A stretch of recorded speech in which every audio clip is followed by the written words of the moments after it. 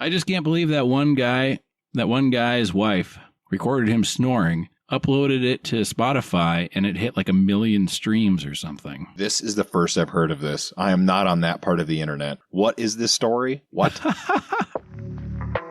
Welcome to Nice Ashes. Join hosts Mike and Nate for cigars and culture. Let's go beyond the smoke. Season 5, Mike. What are we smoking? We are smoking a very nice cigar. I was looking forward to this. It looks nice. Yes, it's going to be the Gloria Cubana 8th Street Toro. Yes, Miami, USA. So yes, it's sir. the sub-label, right? Is that what we call it? The little sub-label? I would call it the sub-label. It's like the sub-band. And then they got like a cloth. Yeah. What would you call that? Ribbon. Like a ribbon, yeah. Yeah, on the foot, which is pretty interesting. It is. You know, we've seen these before. Different cigar brands do it. They put the ribbon there. You know, I want to see a real fucking slutty cigar stick where they put like some fishnet or lace or something there. You know what I mean? Probably they make one. I don't know. Maybe a listener will send us a recommendation. Yeah. Yeah, I was going to say, because I wanted to make an announcement, kind of, which is more like an invite. So we here at Nice Ashes have a cigar list that goes for at least the next 2 seasons. And we're going to be hitting a lot of Rocky Patel. We got to finish out some of these cheaper cigars. We're going to finish out some Tatianas this season. And we got those horrifying cheap cigars that we're going to finish off. And then we're going to get into some Rocky Patels because we have all of the vintages. We're going to try that sort of thing. But my invite is to the listeners. If you guys see something in your local shop that you'd like to try, but you're not quite sure about, let us know. And maybe we'll try it on the show, get it in for you so you can save yourself some money. Because I know that at least one listener has asked that we do more of the Tatianas because they're available locally for them. So just let us know and we'll see what we can do. Yes. And what I've found, Mike, with the Tatianas at least, if any listeners have listened to our other previous Tatiana episodes, is that they are generally available at a majority of the cigar shops. However, every flavor is not necessarily available there, but I believe you can pretty much almost walk into any cigar shop and find at least 1 or 2, maybe 3, 4 flavors of Tatiana. They have like 107 flavors, I think, Mike. They have a ton, and some of them are not descriptive. I know that I just made our list, and we have one called Frenzy Fusion. What does that taste like? No idea. Probably passion fruit or something. I don't know. I'm thinking mixed berry, maybe. You know, I don't know. Yeah. Fruit punch. I don't know. Yeah, we did that groovy blue, and that was blue raspberry flavored, for fuck's sake. Right. I can't tell what they are flavored like based on the smell. They just smell like sugar to me. So yeah, they smell like cough syrup, basically. Yeah. And not unpleasant. Not in an unpleasant cough syrupy way, but just kind of like that general, like I can tell it's maybe kind of fruity or sugary, but I don't really know. It'd be like doing a sniff test on Gatorade bottles, open Gatorade bottles. What color was this one? I don't know. Right. Exactly. Should we light up, Mike? The 8th Street, feeling groovy. There's a bit of spice on the cap.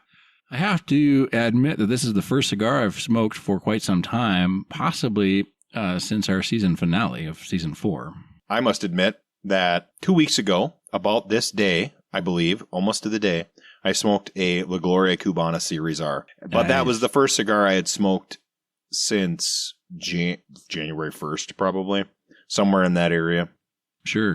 So, yeah, it's spicy. I am shocked by how spicy this is. What are you pairing it with? Oh, yeah, I want to talk about this too. I am pairing this with a New Glarus Back 40 Bach. Wow, that sounds good. Oh, it's so good. That sounds delicious. I made a trip into the home state there, Wisconsin, and brought back some. What are you pairing yours with, Mike?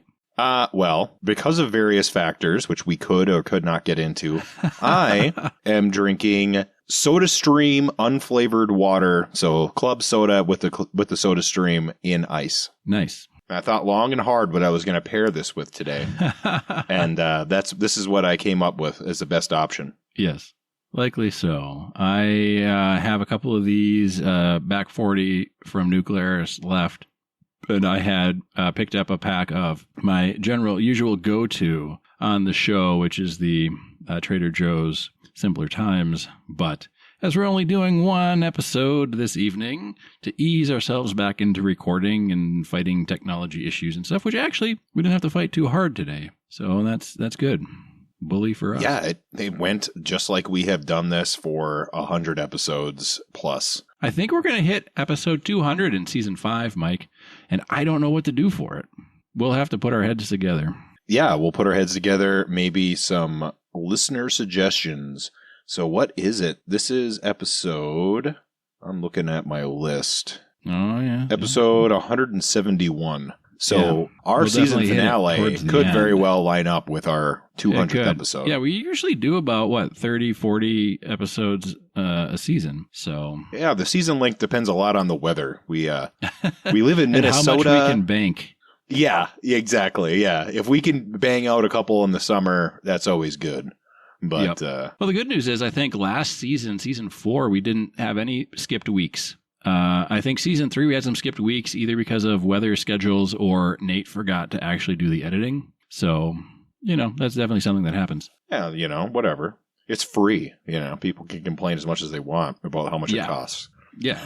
Or, you can go and do your own cigar podcast or whatever. Right. I just can't believe that one guy's wife recorded him snoring, uploaded it to Spotify, and it hit like 1 million streams or something. This is the first I've heard of this. I am not on that part of the internet. What is this story? What? I've never heard of this, seriously. Sure. So, you know how couples are sometimes. One of the two snores and the other one complains about it. And then the one that does the snoring says, I don't know what you're talking about. I don't snore. So the wife decided to record her husband snoring and then upload it to Spotify. Well, people found it. And I don't know how long this track was, like an hour or 2 hours of him snoring. And it ended up getting like 1 million views, or not views, listens. And then I think they even put a remix of it out there or something. I don't know. But it went insanely popular for absolutely no reason. The movie Idiocracy in action. That is what this is. Might as well be the movie Ass. Yeah. That's unreal. Why would anybody do that? That's horrible. Well, first of all, they make very, very many different styles of hearing protection. Yeah. And designed for sleeping. And CPAPs, if it's that, right? If it's sleep apnea. And mouth chin things, and you can tape your mouth shut. There's so many different things. Oh, yeah. Lots of ways to overcome that. Yeah, lose weight. I know from personal experience, if you lose a bunch of weight, your snoring will go away. So yeah, I need to hop on that train, but I don't know why they made carbs taste so good, dude. I know what you mean. You're a harder case. You're a harder case than I am. That's for sure. I have a simple process, but you have different medical needs. So yeah. Anyway, I need the electrolytes. Dude. Well, what are your initial thoughts of the stick before we get into the topic, Mike? My initial thoughts are, this is very spicy to me right now. Maybe it's just because we haven't been smoking. We haven't. I don't think so, though. I think that this is just very spicy. It's not particularly dark. It's that amount of pepper coming through is overwhelming any other flavor right now. Yeah, I would say the actual smoke part of it is fairly mellow, kind of just giving way to that peppery spice, which I'm digging right now. I mean, I'm liking it so far. It's not bad. It's peppery and it's in my nostrils. Right now, as I'm talking, I can feel it burning. Yeah. In a pleasant way. It's not unpleasant. It's kind of tingling. Yeah, you're not doing like the spicy challenge at Buffalo Wild Wings or the one chip challenge or whatever kids these days are doing. It's not that level of spicy, but it's definitely at the forefront. That Buffalo Wings spice challenge is a joke, by the way. I've done it multiple times. It's not that hard, people. It's not that hard. Yeah, I was slowly working my way up the spice level, and then it got to a point where it just wasn't fun. Or the wings, it was more of a chore, and I was like, why am I doing this? Why am I paying them money to not enjoy my food? So I went back to the spice level I liked. Oh yeah, I like the spice level below the hottest. Sure, just because they're trying to make it hot, quote unquote, which is usually flavorless. Yes. Yeah, just something I like the Caribbean jerk because it's got enough spice, but it's got a good flavor. Heck yeah. There's a franchise that I don't know if exists anymore, but it was called Wings and Rings. And I liked all of their stuff. They had wasabi and a whole bunch of different stuff. And I liked it a lot better than B-dubs, but yeah, whatever. They had legendary blue cheese sauce. Okay. Well, I suppose it's hard to compete to a national chain. Right. Especially when your two things are buffalo wings and onion rings with blue cheese sauce. That's incredible. I mean, it was like one of the best restaurants ever. Yeah, sure. You ready for the topic, Mike? Oh, I'm ready for whatever, dude. I'm. All right, man. Well, I don't want to upset you. I don't want you to flip any tables. But I want to talk about 9/11. Perfect.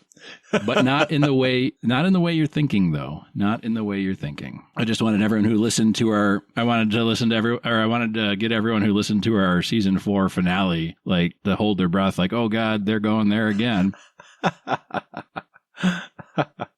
I was going to say, are we going to talk about how Ghislaine Maxwell was on the short list to be on the 9/11 Commission?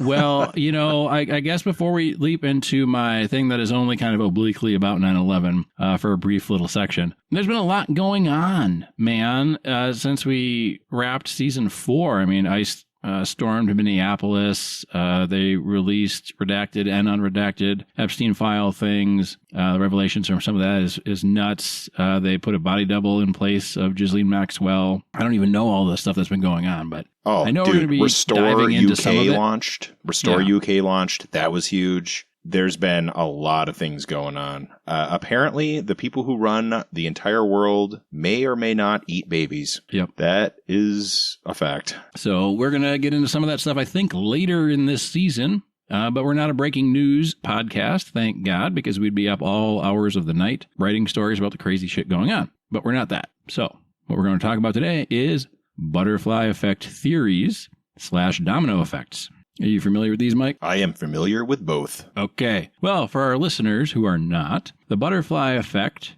refers to the fact that a tiny event can cascade and cause a colossal event down the line. I guess the simplest version of it is if a butterfly flaps its wings, say in Africa or wherever, it can influence the wind that will cause a tsunami in Japan. Yes, or something.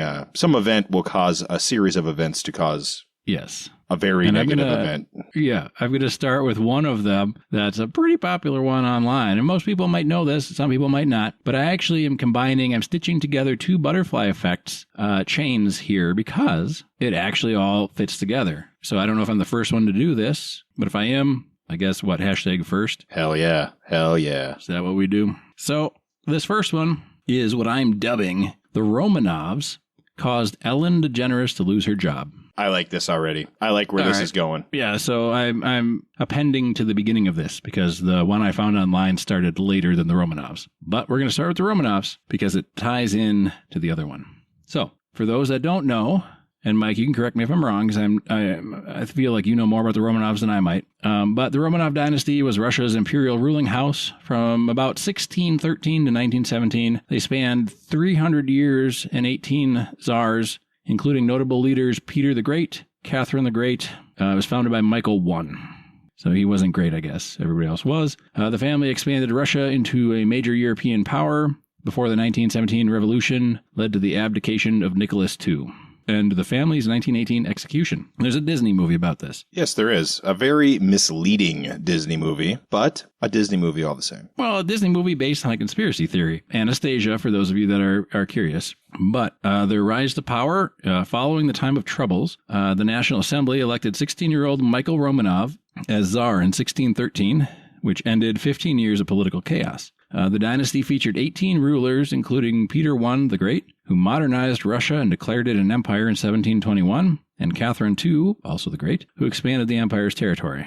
The last imperial family, so Tsar Nicholas II, his wife Alexandra, and their 5 children, Olga, Tatiana, Maria, Anastasia, and Alexei, were the final representatives of the dynasty. Nicholas II abdicated in February 1917 due to industrial pressures, World War I losses, and severe domestic unrest. In July of 1918, Bolshevik revolutionaries executed the entire family. Their bodies were later discovered, and in 2000, the Russian Orthodox Church canonized them as passion bearers. And so the Disney movie goes on the popular conspiracy theory that Anastasia escaped the execution because they didn't find her bones with the rest of the bones. But a later analysis did indicate that Anastasia was there. Yes, and they skidded over the horrifying crimes against humanity the Romanovs committed against their own people. Well, 300 years, you're going to have some atrocities. Well, yeah, especially those 300 years. Okay. So after the Romanovs died, the USSR was formed, which was communist. And this led to the Cold War, right? I mean, we're kind of condensing things and simplifying things, but just we're not going to get into the minutia if they're Bolsheviks or communists or, Trotskyites or we can have academic arguments about that at a later time. Yeah, this is supposed to be kind of like a fun, like, hey, we're back, episode 1, season 5. So the Cold War goes on.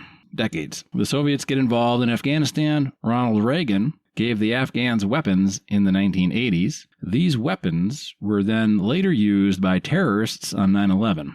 Okay? See where we're going with this? Maybe? Yes, I am. All right. So Gerard Way was attending art school in New York in 2001. One day on his way to school from New Jersey, he sees planes hit the towers firsthand. Okay? You might not know who he is yet. A lot of you do. But this event inspired him to start the band My Chemical Romance. Have you heard of My Chemical Romance, Mike? I have heard the name, and I'm sure I've heard their songs, but I don't know any by heart. That's for sure. Sure.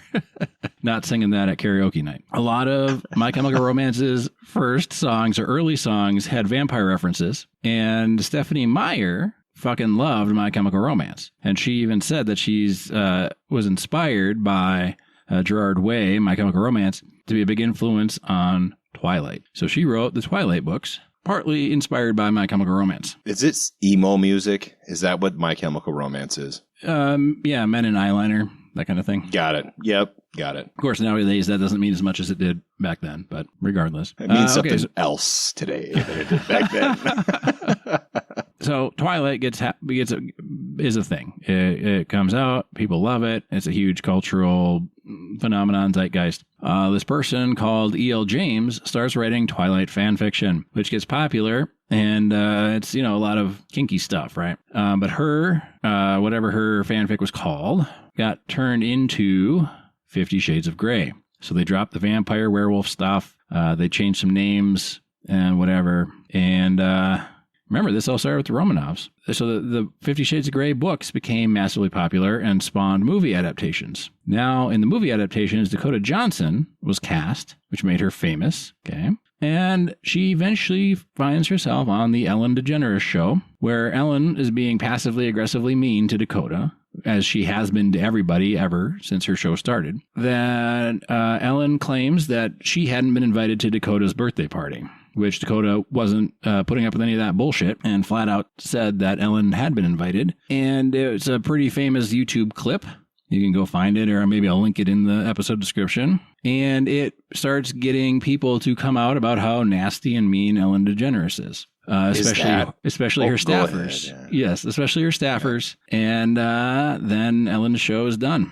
It's over because she's a mean person, I guess. I did not know that was the triggering event of that outing of Ellen, so to speak. The Me Too of Ellen. Well, and with all of these butterfly effect things, right? I mean, one thing goes one way, but if you get down in there with like a magnifying glass, it could be several thousand, hundred of thousand things that all have to go the right way to make this thing happen. So, just one famous person at the height of their fame saying no to a bully made everyone else feel comfortable coming out against the bully. I mean, who knows if the Romanovs didn't die or didn't ever become czars or didn't have a clan or dynasty, right? Would 50 Shades of Grey ever get made? Would there have been something else Dakota would have been famous for? It's tough to say. Who knows? Oh, it's kind of history. It's all interconnected. Everything is.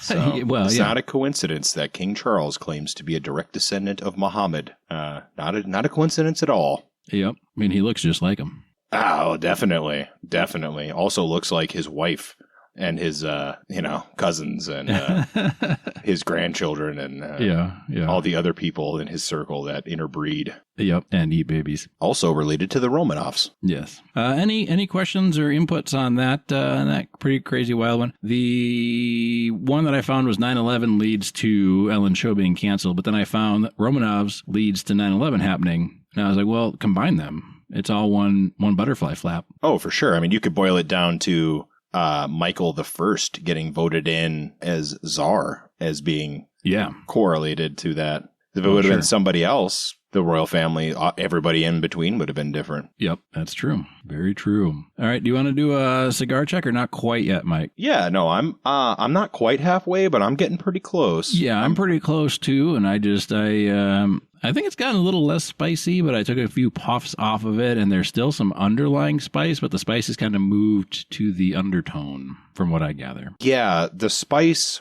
is still there as a top note, but it's flushed out. It's much less, and it's a full-bodied, medium experience, let's call it. A lot of different flavors going on simultaneously.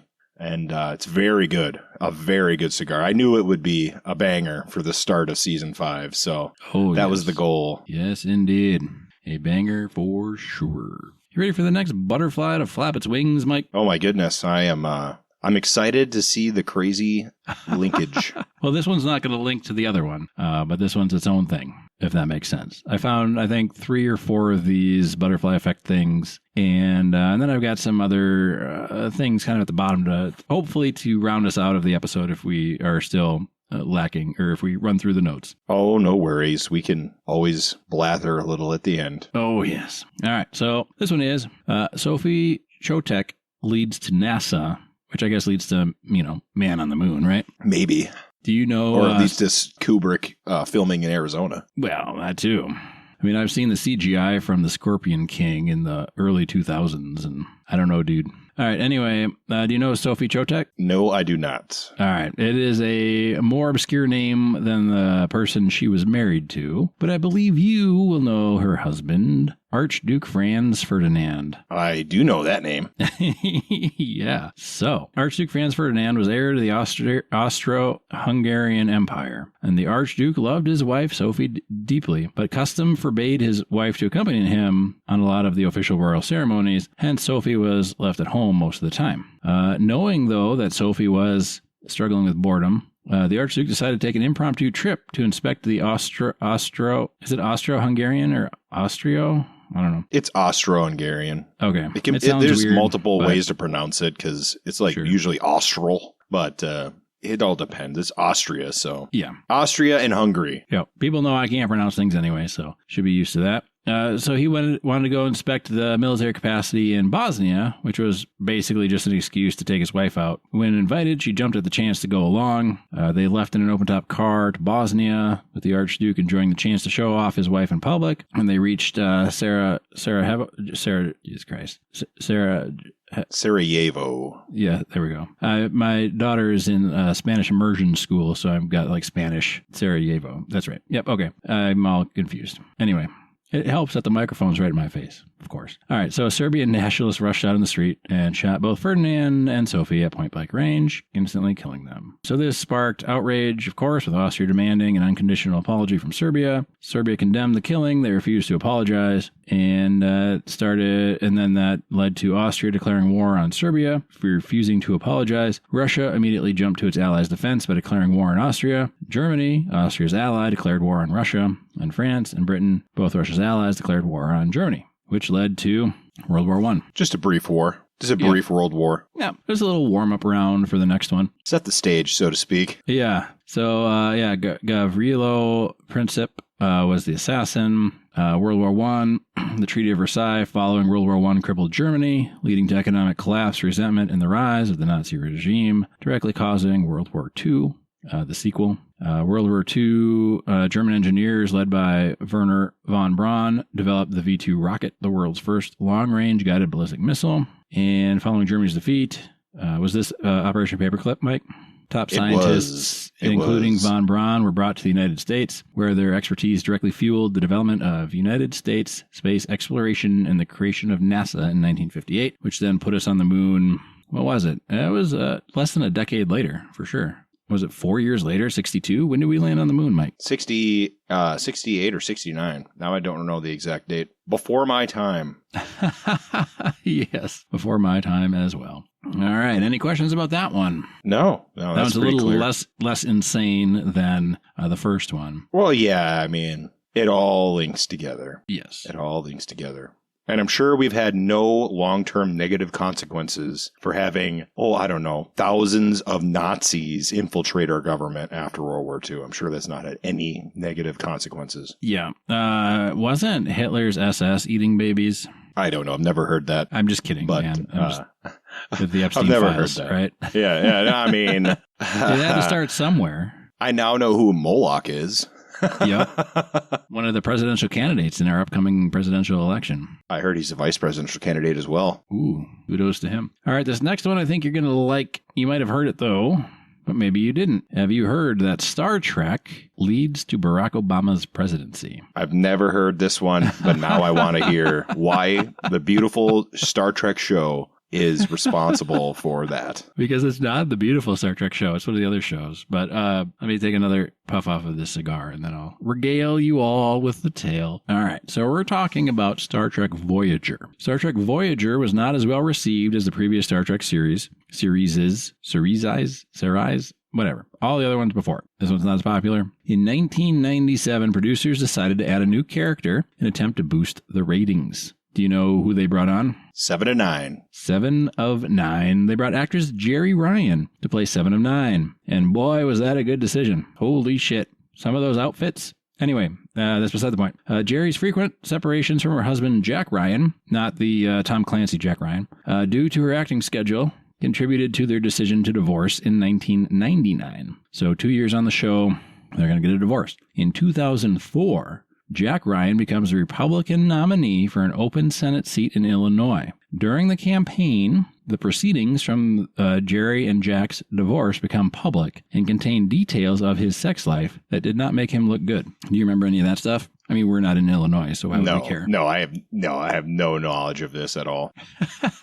Was it with her, or was it with babies on Epstein Island or the White House? At this point, nobody cares. They defend them anyway, right? So, yeah, I mean, it's all in the open, and nobody seems to care. I mean, European countries care, but damn it if we care. I mean, kind of. I don't know if it's made our news, but Starmer's in some trouble with male prostitutes. Let's put it that way. Sure, as one does. But anyways, back to the Ryans. The scandal forced Jack Ryan to drop out of the Senate race in July, leaving the GOP time to only find token opposition to Democratic nominee Barack Obama. So because of Jack Ryan's sex scandal, I guess, that led to the divorce and whatnot, and Star Trek Voyager, Obama's landslide victory in the Senate race helped him launch onto the national stage, allowing him to pull off an upset victory in the 2008 Democratic primary and win the presidential election. That's, yeah, I can see that.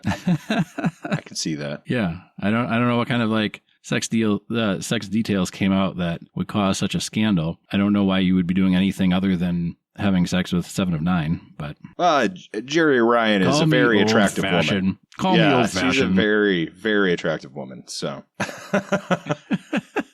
and we're gonna take a pause here on Nice Ashes to take some cold showers. No, all right. I got another presidential one. You ready for this? Hells yeah! All right. The printing press leads to Ronald Reagan's presidency, which also leads to Ellen DeGeneres getting fired. I think the printing press has probably led to a lot of events. Yeah, but here we go anyway.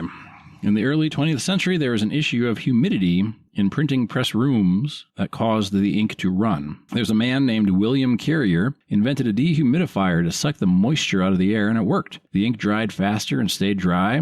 And as an unseen side effect, it kept the rooms cooler too. Thus, the precursor to the modern air conditioner was inadvertently invented. At first, it was only used for industrial purposes, and it wasn't until after World War II that smaller units were manufactured and made available to the public. This led to a huge migration of city-dwelling folks from the north to move to more rural areas. So conservative retirees were settling in the South without having to worry about the discomfort from the heat and heat-related injuries for the elderly. This caused a huge shift in electoral college votes from north to south. Another side effect of air conditioning was when it started being put in the movie theaters.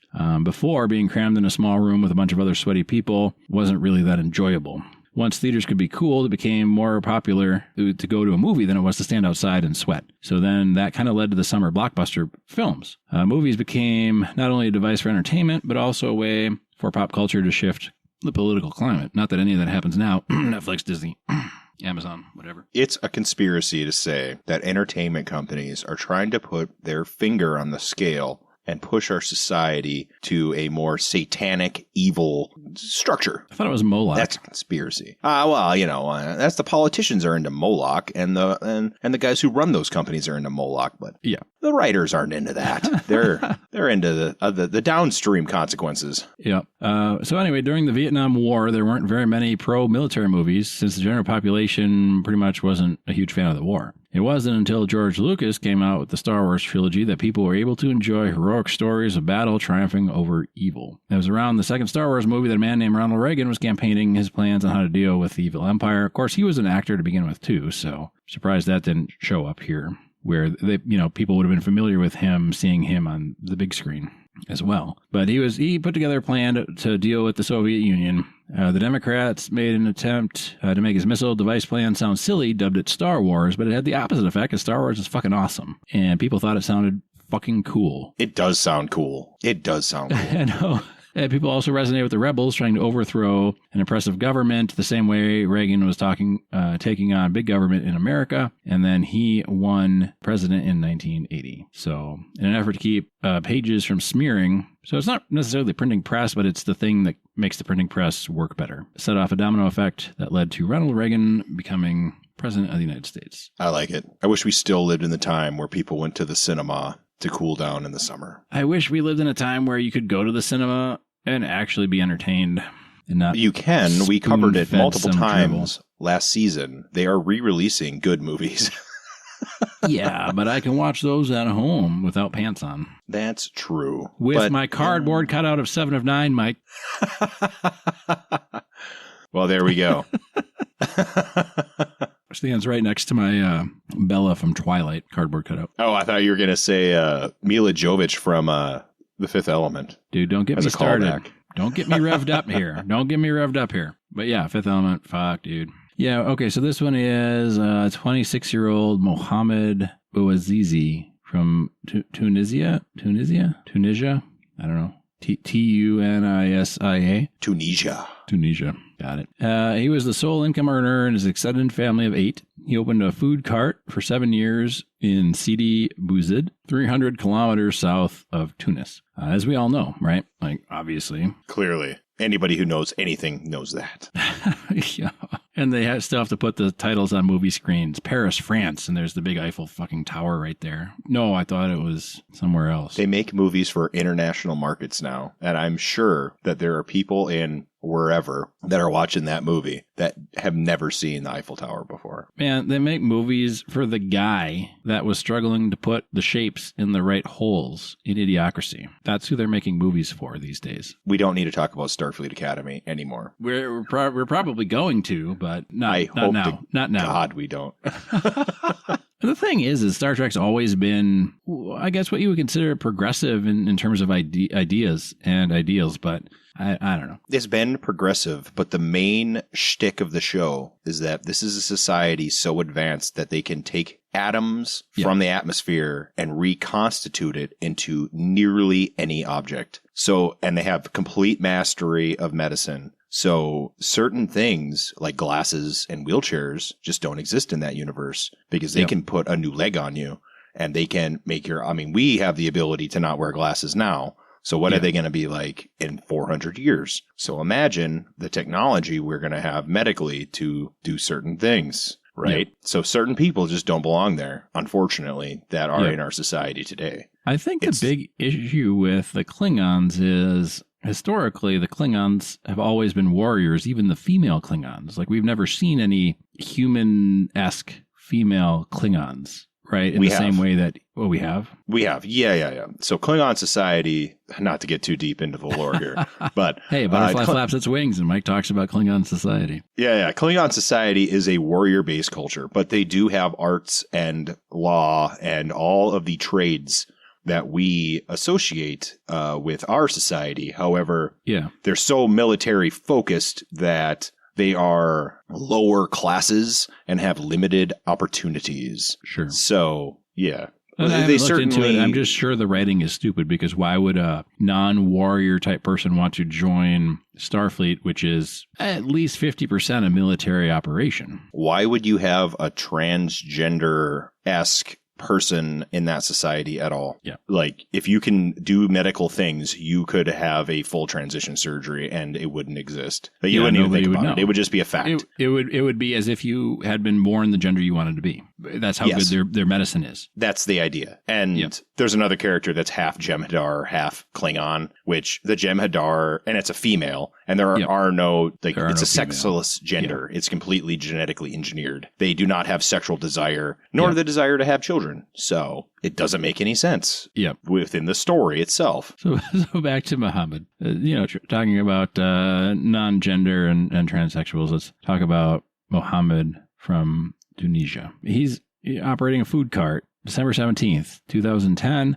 a female officer confiscates his cart and produce. A humiliated Muhammad went to the provincial headquarters in an attempt to complain to local municipality officials to have his produce returned. He was refused an audience. Within an hour of the initial confrontation, Bouazizi returned to the headquarters, doused himself with flammable liquid, and set himself on fire. Public outrage quickly grew over the incident, leading to protests. The immolation and subsequent heavy-handed response by police to peaceful marchers provoked riots the next day in Sidi Bouzid. In an attempt to quell the unrest, President Ben Ali visited Bouazizi in hospital on the 28th of December, and then Bouazizi died January 4th, 2011. This act became a catalyst for the Tunisian Revolution and the wider Arab Spring protests, which led to the Syrian Civil War, Iraqi insurgency, the Egyptian crisis, the Yemeni Civil War, the Libyan Civil War, including the fall of Gaddafi, the refugee crisis, major unrest in the Middle East, proxy wars, power vacuums, the rise of ISIS, frequent terrorist attacks globally, the rise of right-wing politicians in Europe, the rise of Erdogan in Turkey, the election of Trump, Brexit, and everything else. So they're kind of lumping everything into that. But yeah, there's some missing elements there. But let's move on. Yeah. Well, again, we're not aiming to necessarily be history professors, but just show in broad strokes the connections. And, we said at the top, too, we're not going super deep on a lot of this stuff. It's just kind of like boom, boom, boom, jump. And the cool thing is, if any of this stuff interests you, you can go back and research all of this stuff and get into the intricacies. And absolutely. I'll never forget when Gaddafi was killed. It was a very memorable moment for me, for whatever reason. You want to hear about Joe Biden? Yeah, Joe Biden. Are we going to talk about his daughter's diary? No. We're talking butterfly effects, not creepy Joe in the shower or whatever. So apparently Joe Biden is responsible for a large swath of modern music. I got to hear this. All right. So Pete Wentz's parents met at a Joe Biden rally. So then Pete Wentz was born because his parents met at a Joe Biden rally. Pete and Fall Out Boy helped inspire other artists like Taylor Swift, Gym Class Heroes, Cobra Starship, and Panic at the Disco. The more you know. Had Biden not had a rally, we wouldn't have any of those bands or artists. I was not expecting that direction. I was expecting it to be related to censorship in the 80s. Well, that might have played a part, too. Like I said, some of these are very in-depth and intricate, and some of them are much less so. Yes. All right, we're going to talk about the 1912 Republican presidential nomination. But apparently this is not because of what happened, but because of what could have happened. So I guess it's a what-if butterfly effect. I'm in. You remember the 1912 Republican convention there? Is that the one where TR was pushed out? Yeah, I believe so. So, as president, Teddy Roosevelt championed progressive ideals and called for a square deal between workers and businesses. He pushed for more government regulation of workplace safety, consumer protection, environmental conservation, breaking up trusts, and other policies requiring strong government intervention. However, these policies weren't really popular with the conservative wing of the Republican Party. When Roosevelt left office in 1909 after 2 terms, he groomed a successor, William Howard Taft, to carry on his policies. Taft won the White House, but he sided with the conservative faction of the party, which got rid of kind of that government intervention that Teddy wanted. Roosevelt quickly grew disenchanted with his protege and began criticizing him in the press, accusing him of betraying the progressive movement he had championed during his presidency, He even went so far as to declare him utterly unfit for the presidency. Roosevelt challenged Taft in the 1912 Republican presidential primary because this was before they had the 2-term limit, right, Mike? Yes, it was. So Taft was not exactly the fountain of charisma that Teddy Roosevelt was, but he had the support of the party. Roosevelt quickly amassed a large amount of delegates, but without the backing of party leaders, he came up short against Taft. Of course, he famously began his own party, the Bull Moose Party, and came in second in the election of 1912, which is the best showing for a third-party candidate in U.S. history. Taft and Roosevelt split the Republican vote and led to Woodrow Wilson becoming president in 1912. It's unlikely, but not impossible, that Roosevelt could have won as a third-party candidate. But if he had managed to persuade Republican leaders to abandon the incumbent Taft and make him the 1912 nominee, he would have had a fair chance of success in the general election. And had that happened, it would not have just been American history. That would have taken a different course, but world history as well. So Roosevelt was a champion for muscular American foreign policy. He called for U.S. involvement in World War I from the start. He lambasted President Wilson for adhering to neutrality even after the Lusitania, which I remember, was sunk in 1915. Had he been president, it's highly likely he would have used the famous bully pulpit to bring the United States into the war, and that's where everything changes. If the United States entered the war in 1915, around there, the trajectory of the war changes because the fresh American troops, the British, French, and the Americans might have been able to break the stalemate on the Western Front, push the Germans back to the German border, and potentially even into Germany itself. Germany might have been unable to stem the tide of American men and material and might have surrendered by 1917. Germany, fighting for its survival in the West, might have drawn forces away from the Eastern Front. Tsarist Russia, not so nearly exhausted from the war as it later became, might have survived, or the Russian Revolution still happens, but the Kennedy government is able to hold on to power, which leads to a parliamentary democracy, so on and so forth. I don't think that Russia would ever have gone to a parliamentary democracy. Yeah, probably The Romanovs were true believers in their right to rule. Yeah, but things might have been quite a bit different. Oh, they would have been completely different because the Treaty of Versailles would have been different. The populations in France would have been massively larger. They lost a third of their population in World War I. Germany would not have been as destitute, so they would not have had nearly the economic pressure they were under. There's a lot of factors. World War II might not have happened in that instance. Yeah, World War II very well could not have happened. Yeah. Or it could have happened a different way later. Maybe it would have happened in the 60s or something, Who knows? How much of your cigar you got left, Mike? I got about 1.5 inches left, I'd say. Yeah, me too. I've got a couple one-offs here at the end of, it looks like 2. I've got 2. People that single-handedly changed things for the better or worse. And I didn't go too much into this because I have a different topic coming in a couple episodes probably about something similar, but not quite this. I think this one's very well known.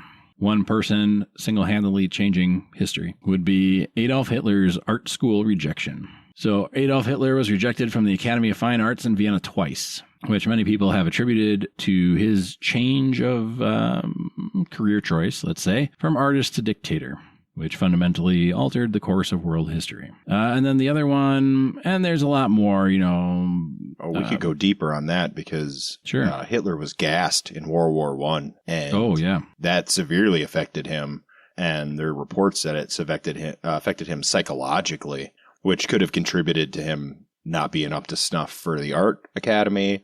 Sure, I believe to his radical beliefs at the time. Mm-hmm. There's a lot of factors there. Could have affected his drug addiction later in life, allegedly. Yeah. Well, and it's very clearly an incident that I would say would give someone PTSD, even though that wasn't an accepted term at the time, right? Even in World War II, they didn't really have a term for PTSD or how the human brain and psyche reacts to the extreme violence that it sees in wartime. I would say it's highly likely he had PTSD because though he committed massive war crimes, refused to use gas on the battlefield. That's why we don't have the crazy stories of poison attacks from World War II that we had from World War I. Yeah. The next one, and we could go, and there's a lot of other people that have done things like this.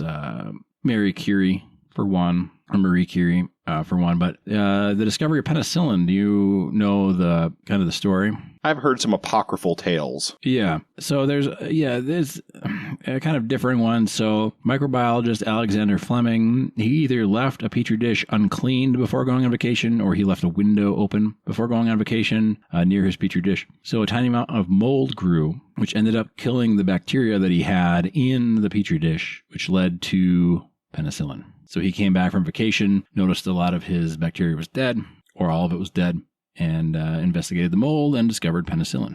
Yeah, sloppy science in action. Not related to today's sloppy science. Sloppy science, but at least he had the fortitude to look into it. And he very easily could have thrown it out. Yeah. Oh, yeah. Stroke of genius on that. So, yeah. And how many lives has penicillin saved? You can't. I don't think you can count that.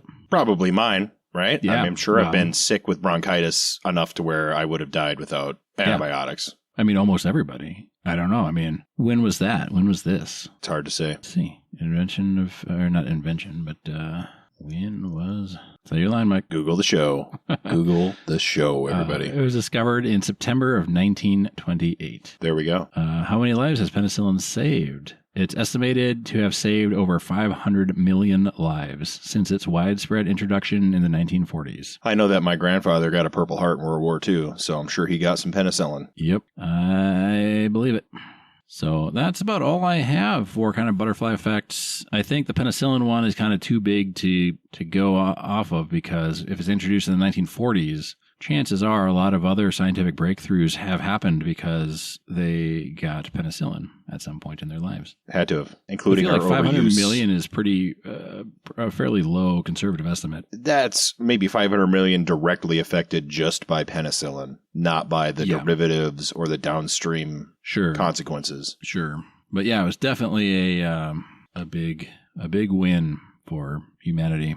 That now we can have rich assholes eating babies on islands. And potentially ranches in New York City and the White House. Yeah. And what was Qatar, sure, wherever that sultan is from. Yeah. Fuck that guy. Oh, he's great. He's great. He did lose his job. I mean, that's punishment enough, right?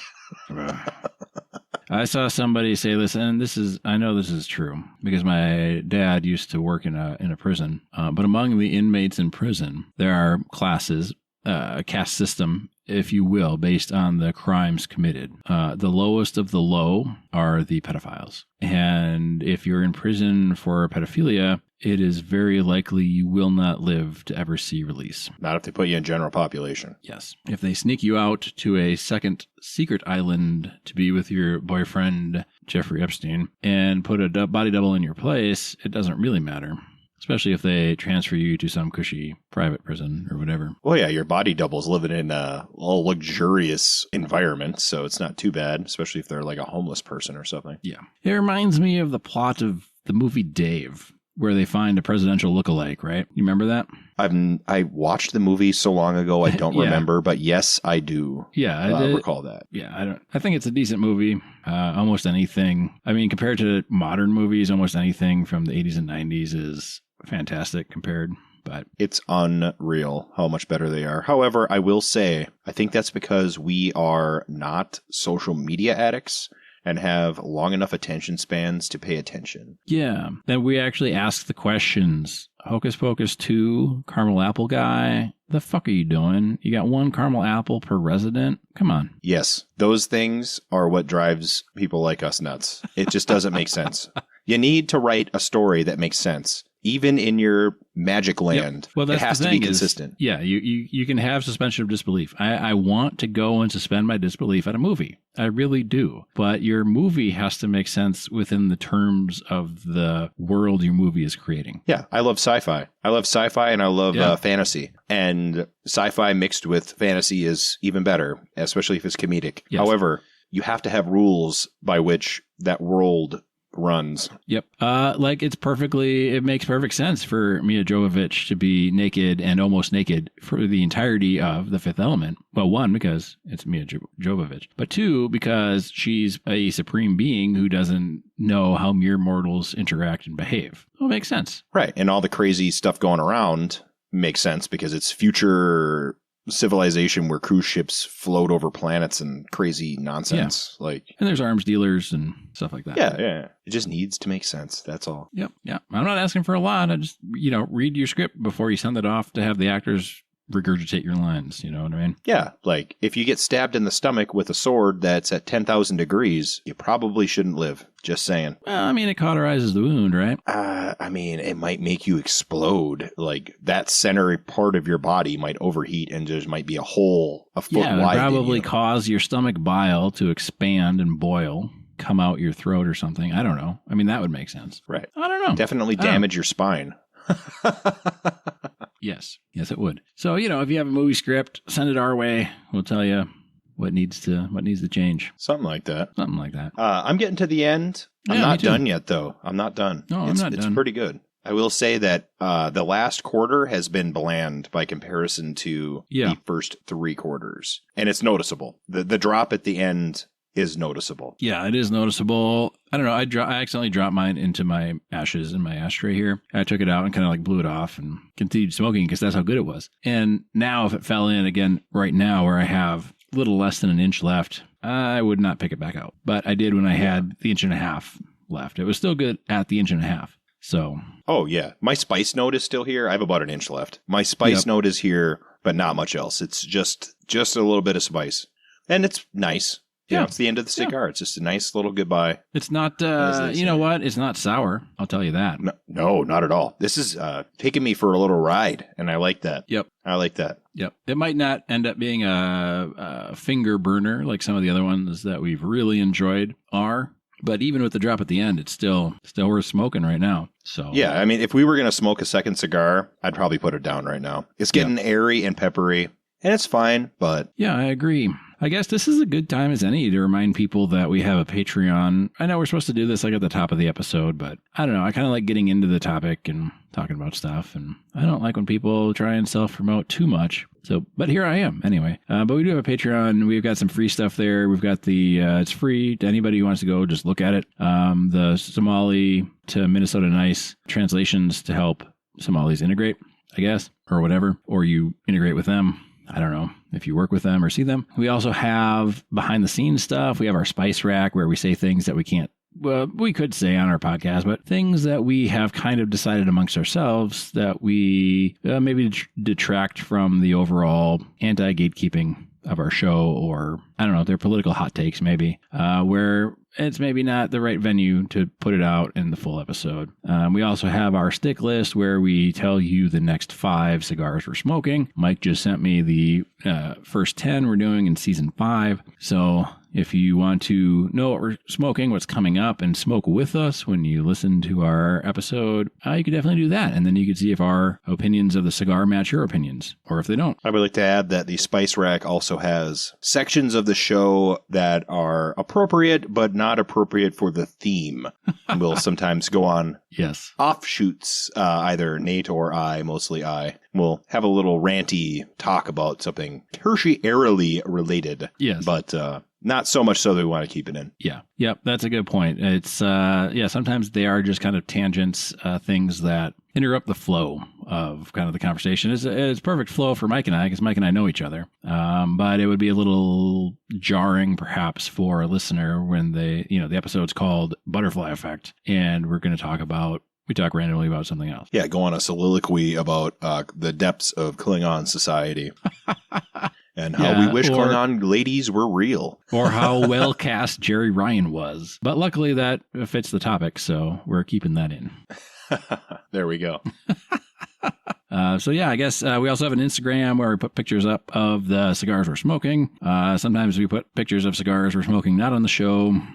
Fun thing is, like, we put one up, Mike and I with Christmas lights, and we're on a bench together, and it's a magical moment, Hallmark moment even. And a Facebook, you can interact with us anywhere there. We've gotten guests from our Instagram page, so we're around and doing stuff, and we're back for season 5, baby. Yeah. I guess I never really thought we'd hit season 5. Not that I thought we wouldn't hit season 5, but it's one of those things where it's like, wow, we've already been doing this for 5 years, which is crazy to think about. It's very exciting and cool, but it's also kind of crazy. Like, it is crazy to think about because I remember when we started still and how different we were then, how amateurish we were by comparison to today. Yeah, well, I remember being like wasted on your patio and talking about, hey man, we should totally do like a podcast. That'd be sweet. Like our conversations are like baller, and we did it, you know.